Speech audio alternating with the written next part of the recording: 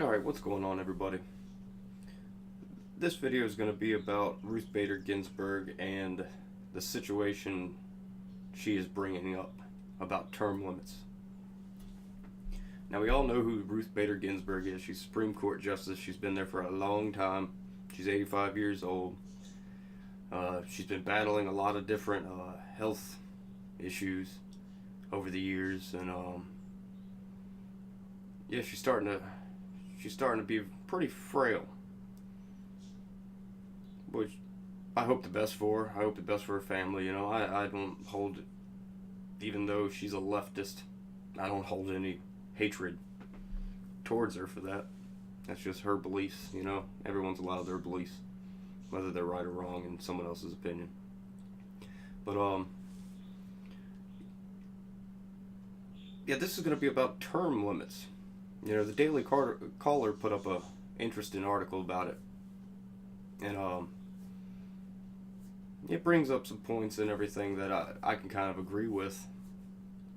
I want to get everyone else's opinion too, so be sure to comment on how you feel about it. But my personal inclination is yes, we need term limits. I think all branches of the government should have term limits. The more you rotate people, I think the better it would be. And they have a good little line right here on the article. A single long term would ensure regular rotation on the court and reduce presidential incentives for nominating relatively untried people. For example, a president could select a more experienced 60-year-old with some confidence that he or she would serve out his or her term. Single terms would also reduce the stakes inherent in any one appointment. Lower stakes could diminish the political furor now accompanying nominations. We've all seen how ridiculous the nomination process for anything has been in Washington here lately. I mean, it's gotten to be almost a circus, a political circus, when they're trying to nominate somebody in. And I know a lot of people on the left right now really aren't going to like the prospect of any of that, because, it would be tipping the balance probably towards the right in the Supreme Court. And I know they fear that.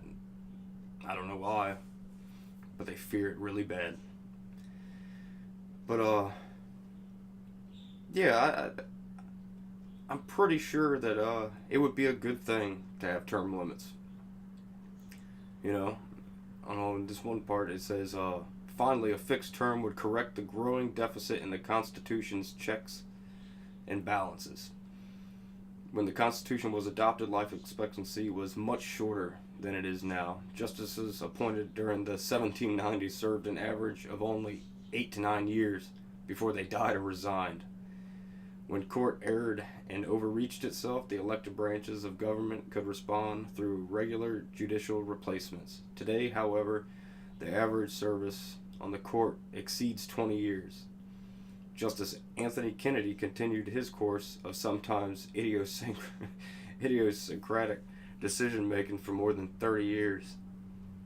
So, yeah. It's a good argument for term limits.